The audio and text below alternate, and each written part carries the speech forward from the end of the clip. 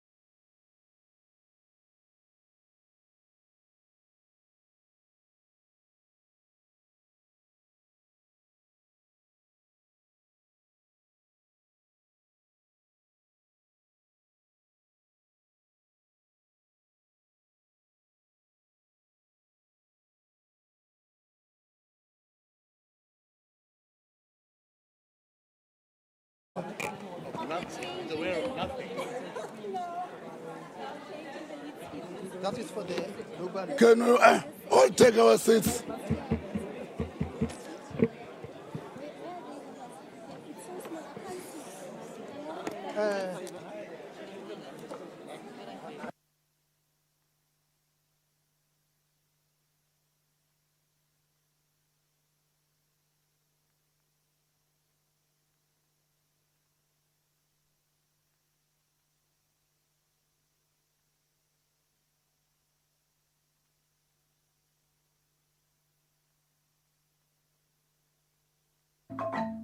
Ladies and gentlemen, please take your seats.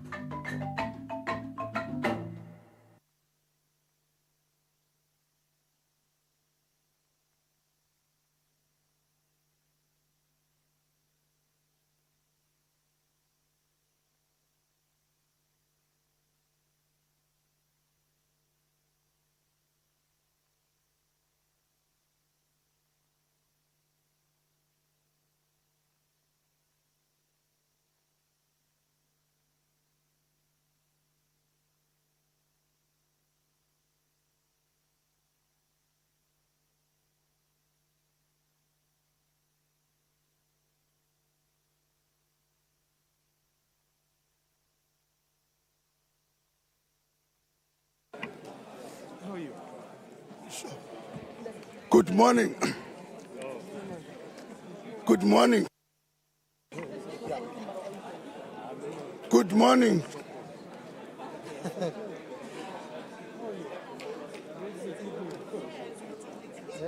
What time are we supposed to start? What time are we starting? We're late. Good morning, colleagues. You want me to use my rally voice? Yeah. We should have started 5 minutes ago. I want to recover that 5 minutes as we go along. I like to keep time. Good morning. And my esteemed colleagues, ministers, governors, distinguished delegates, and representatives of international organizations. It's my honor and privilege to welcome you all to the third G20 Finance Ministers and Central Bank Governors meeting, and the last one meeting to be held in South Africa under the South African presidency. We gather here in a beautiful province of KwaZulu Natal, a region rich in natural splendor and cultural heritage, and I believe a fitting setting to reflect on both the complexity and the promise of our shared global agenda. I suspect if you will see the heritage during dinner, I suspect we're having a different style of dance than we would have seen in Cape Town. showing a different kind of culture. This province has the distinct honor and privilege to have been the home of Mahatma Gandhi for a large part of his stay in South Africa that spanned 21 years, and namely from 1893 to 1914. Gandhi had a profound and multifaceted impact on India and South Africa, and many drew inspiration from his across the globe, including Nelson Mandela in his quest to lead South Africa to independence. As leaders, there's a great deal that, as a collective, we can learn from both Gandhi and Mandela. We have often been revered as the fathers of their nation as we reflect on both the complexity and the promise of our shared global agenda. Let me extend our deepest appreciation to all delegates, especially those who have traveled from afar, for your continued commitment to this important global forum. I would also like to thank our international partners for their sustained engagement and valuable technical support throughout the deliberations. Colleagues, we meet at a time of a fragile global economic growth, while inflation is gradually moderating and financial conditions have started to stabilize in some regions. Uncertainty continues to weigh heavily on global growth prospects. Rising trade barriers, persistent global imbalances, and new geopolitical risks are significant concerns. Many developing countries, especially in Africa, remain burdened by high and rising debt vulnerabilities, constrained fiscal space, and high cost of capital that limits their ability to invest in their people and their futures. Technological shifts, especially in the artificial intelligence and digital finance, offer tremendous potential, but also demand robust governance and coordinated action to harness the opportunities, mitigate the risks such as job displacement, and bridge digital divide towards inclusive growth. At the same time, climate-related shocks and extreme weather events are increasing in frequency and severity worldwide, impacting lives, livelihoods, and macroeconomic stability. The cumulative impact of these cascading challenges is pushing the achievement of the Sustainable Development Goals by 2030 further out of reach. Developing countries face a staggering financing gap of $4 trillion every year. The message from the Forum for Fourth Financing for Development Conference in Spain was unequivocal. We must act decisively, choose cooperation over fragmentation, unity over division, and action over inertia before the window to deliver on our shared commitment closes. This message resonates well with the following observation from Gandhi, and I quote, "The difference between what we do and what we are capable of doing would suffice to solve most of our world's problems," close quote. In this regard, South Africa is inspired by the leadership of Spain and the United Nations in charting and navigating a successful F54 conference, which contributes towards addressing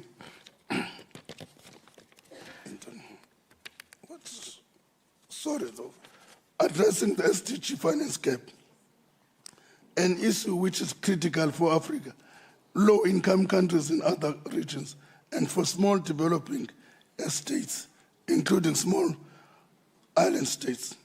In the face of these complex challenges, the G20 must remain a source of strategic global leadership, cooperation, and action.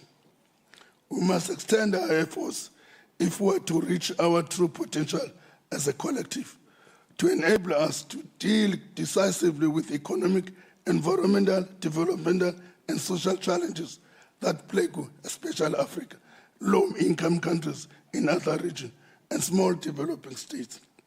Colleagues, we have a critical role to play in revitalizing and strengthening multilateralism by fostering inclusive dialogue, reinforcing rule-based cooperation, and driving collective action in global challenges that no country can solve alone.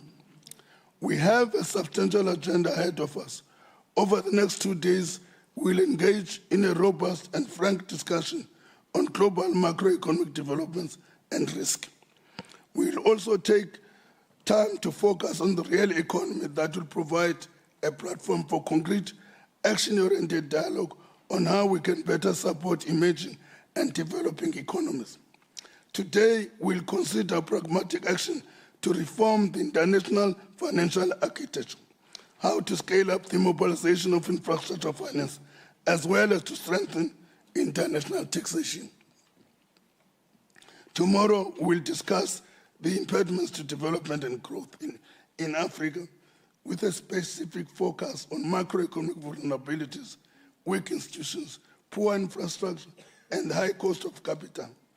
There will also be a discussion on the mobilization of sustainable finance, financial sector issues, and financial inclusion.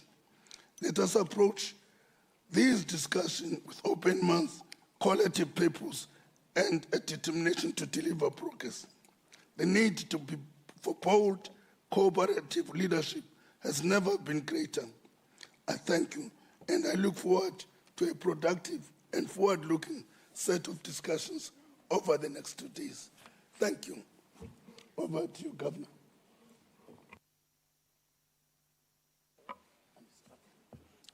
Thank you very much, Minister. Good morning, ministers and fellow governors. Let me also extend my welcome to our penultimate meeting as finance ministers.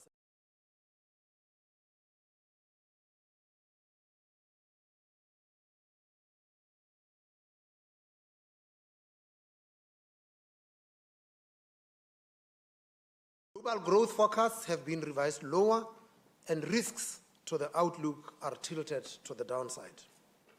While inflation has broadly eased across countries, inflation remains higher than desired and persistent.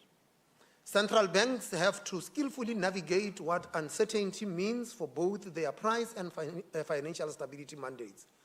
I'm hopeful that our discussions here today will shed more light on our challenges. These developments are unfolding against a backdrop of elevated debt and emerging risks to financial stability. According to the OECD, the world has already shifted to a new debt paradigm, with governments and companies borrowing around $10 trillion more per year than in the pre-COVID period.